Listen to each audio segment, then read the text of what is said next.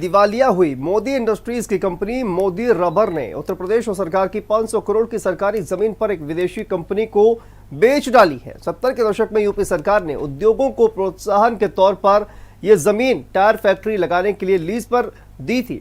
एक RTI activist की शिकायत पर जांच हुई, लेकिन मोदी रबर को जेल भेजने के बजाय नौकरशाही उसकी मदद में जुट गई है। सरकारी जमीन पर कुंडली मारने वाले मोदी रबर पर बाबा का बुलडोजर कुछ लालची अफसरों के इशारे पर रोक दिया गया है। मेरठ से नरेंद्र प्रताप की एक्सक्लूसिव रिपोर्ट देखिए।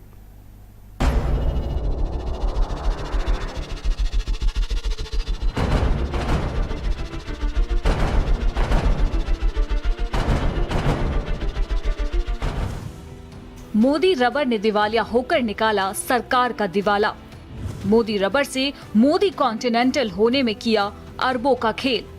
अरबों रुपए की सरकारी जमीन विदेशी कंपनी को बेची। जमीन घोटाले में सरकार को गुमराह कर रही नौकरशाह। जहां तक नजर जाती है सरकारी जमीन ही नजर आती है, लेकिन इस जमीन पर बोर्ड लगा है जर्मनी की टायर कंपनी कॉन्टिनेंटल इंडिया का।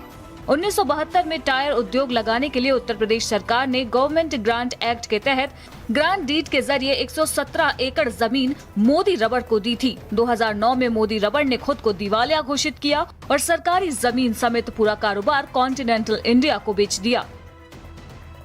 प्रकरण की मेरे द्वारा आयुक्त मेरठ मंडल मेरठ के समक्ष शिकायत प्रस्तुत की गई, जिस पर आयुक्त मेरठ मंडल मेरठ द्वारा 3 IAS अधिकारियों की एक कमेटी गठित कर इस पर एक समयबद्ध रूप से जांच कराए जाने के आदेश पारित किए गए। कारण जांच के पश्चात स्वतः ही स्पष्ट हो जाने के उपरांत भी अधिकारी इसमें कार्यवाही करने से बच रहे हैं।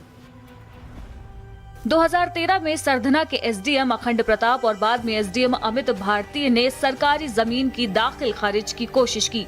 एसडीएम अमित भारतीय ने सरकारी खतौनी में राज्य सरकार की जमीन पर स्टे खारिज कर दिया और करीब 95 एकड़ जमीन कॉन्टिनेंटल इंडिया के नाम चढ़ा दी। कई IAS अफसरों ने भी मेरठ में तैनाती के दौरान मोदी रबर और कॉन्टिनेंटल इंडिया की इस मामले में खुलकर मदद की। जमीन घोटाले की जांच मेरठ विकास प्राधिकरण के अध्यक्ष Mridul Chaudhary, additional commissioner Chaitra V और मेरठ SDM संदीप भागिया ने की। तीनों अफसर IAS हैं। नियम के मुताबिक तो सरकारी जमीन का फर्जी बैनामा करने वाले मोदी रबर के खिलाफ धोखाधड़ी का केस दर्ज होना चाहिए था और सरकार को अपनी जमीन वापस ले लेनी थी। लेकिन सीएम योगी आदित्यनाथ की सरकार के नौकरशाह यहां विदेशी कंपनी के रसूख और उनसे मिलने वाले लालच के सामने सरकार के लिए अपनी निष्ठा को भूल गए। मेरठ नगर निगम का करीब 70 करोड़ का टैक्स भी मोदी रबर और कॉन्टिनेंटल पर बकाया है, लेकिन सब चुप हैं। अक्टूबर 2021 में शुरू हुई इस जांच को पूरा होने में 5 महीने से ज़्यादा का वक्त लग गया। मार्च 2022 में मेरठ के कमिश्नर सुरेंद्र सिंह ने इस मामले में एक चिट्ठी लिखकर डीएम मेरठ को उचित कार्रवाई के आदेश दिए थे, लेकिन तब से लेकर अब तक ये चिट्ठी डीएम के ऑफिस में दबी पड़ी है। नौकरशाही ने जमीन पर कब्जा लेने के लिए कोई कोशिश नहीं की, उल्टे मोदी रबर को कोर्ट में जाने के लिए एक सेफ पैसे जरूर दे दिया है। कैमरा सहयोगी सानू के साथ मैं नरेंद्र, भारत समाचार, मेरठ।